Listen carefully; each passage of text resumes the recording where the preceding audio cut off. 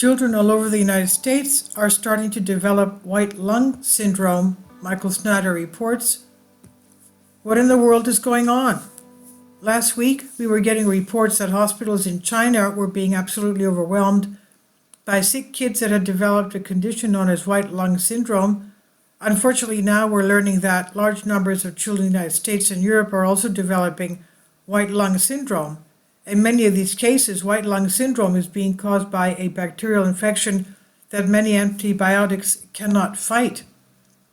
White lung syndrome pneumonia, nicknamed due to how the lung damage shows up on scans, is caused by Mycoplasma pneumonia, bacterial infection that many antibiotics cannot fight.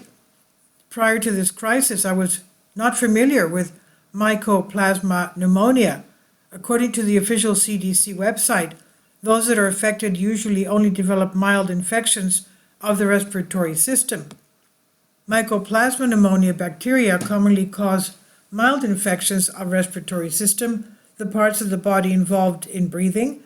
Sometimes these bacteria can cause more serious lung infections that require care in a hospital. Good hygiene is important to help decrease the spread of this pneumonia and other respiratory germs. So why are we seeing so many severe cases now? Has there been an accident with some bacteria that scientists were monkeying around with in a secret lab somewhere? In Ohio, there have been 142 child cases of white lung syndrome since August, and it's being reported that this meets the Ohio Department of Health definition of an outbreak. In Warren County, just 30 miles outside Cincinnati, there have been 142 pediatric cases of the condition, dubbed white lung syndrome, since August, a figure health officials here described as extremely high. Not only is this above the county average, it also meets the Ohio Department of Health definition of an outbreak, the county's health department said on Wednesday. The same article that I just quoted above also says that there have been an unusual number of cases in Massachusetts. Meanwhile, in Western Massachusetts, physicians are seeing a whole lot of walking pneumonia, a milder form of lung condition, which is being caused by a mixture of bacterial and viral infections. And as I discussed the other day, it appears that the DC area is being affected as well. The mysterious respiratory illnesses that are reportedly wreaking havoc in hospitals in China are now raising concerns for the medical community across the country and impacting Washington, D.C., according to reports. Fox 5 D.C. has learned that hospitals, emergency rooms, urgent care locations, and clinics are reportedly seeing an uptick in sick visits. Meanwhile, things are even worse in Europe. In Denmark, cases of Mycoplasma pneumonia have now hit epidemic levels. Denmark is currently being hit by a surge in the same type of pneumonia that has rocked China and sparked fears of a fresh pandemic. Danish health chiefs say rates of Mycoplasma pneumonia, a bacterial infection for which some antibiotics are useless, has reached epidemic levels. And what we're witnessing in the Netherlands is truly chilling. Amsterdam has already been seeing cases of pneumonia skyrocket in recent days as the Netherlands Institute for Health Services research revealed that 80 out of every 100,000 kids aged between 5 and 14 were diagnosed with a respiratory issue last week. So far, officials in the country have not been able to explain why these numbers are rising so fast, but are thought to be on alert.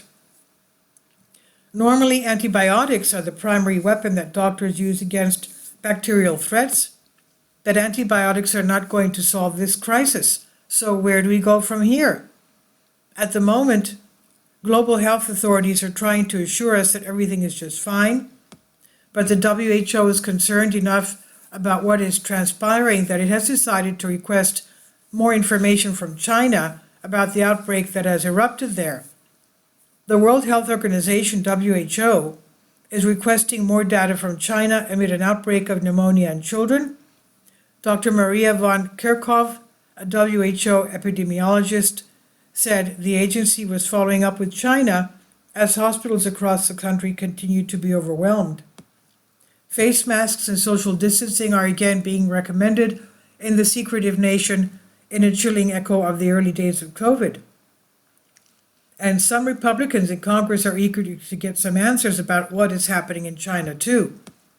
Top Republicans on the House Energy and Commerce Committee are calling for attention from U.S. health authorities in the suspicious clusters of viral infections and reports of pneumonia affecting Chinese children, warning that it would be an abdication of their duty for allowing the Chinese regime to repeat its misdeeds from the COVID-19 pandemic.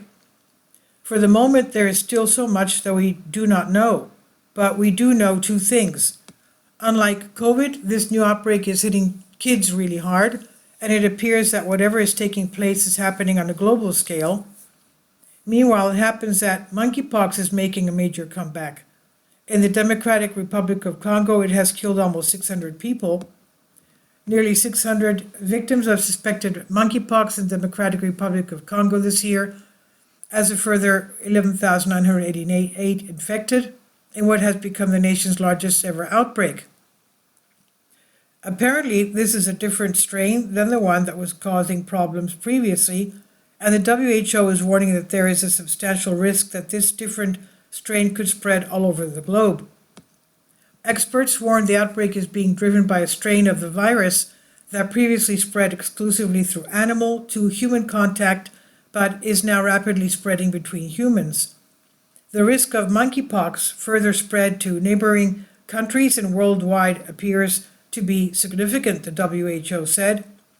Of course, none of this should surprise any of us. In my brand new book entitled Chaos, I warn my readers that if we really are living in the end times, we should dutifully expect great pestilences to absolutely ravage our planet. In fact, it appears that disease is one of the factors that kills off 1/4 of the entire global population in Revelation chapter 6. So I'm going to continue to write about the new pestilences that emerge around the world, because this is going to be a major theme during the very difficult years that are ahead of us. This is by Michael Snyder. He says, my name is Michael, and my brand new book entitled Chaos is now available in paperback and for Kindle on Amazon. In addition to my new book, I've written 7 other books that are available on Amazon, including 7-Year Apocalypse, Lost Prophecies of the Future of America, The Beginning of the End, and Living a Life That Really Matters, commissions earned. When you purchase any of these books, you help to support the work that I'm doing. And one way that you can really help is by sending copies as gifts to family and friends. Time is short, and I need help getting these warnings into the hands of as many people as possible. I have also started a brand new Substack newsletter and encourage you to subscribe so that you won't miss any of my articles. I have published thousands of articles on the Economic Collapse blog, End of the American Dream, and the Most Important News. And the articles that I publish on those sites are republished on dozens of other prominent websites all over the globe. I always freely and happily allow others to republish my articles on their own websites, but I also ask that they include this about the author section with each article. The material contained in this article is for general information purposes only, and readers should consult licensed professionals before making any legal, business, financial, or health decisions. I encourage you to follow me on social media, Facebook and Twitter, and any way that you can share these articles with others is definitely a great help.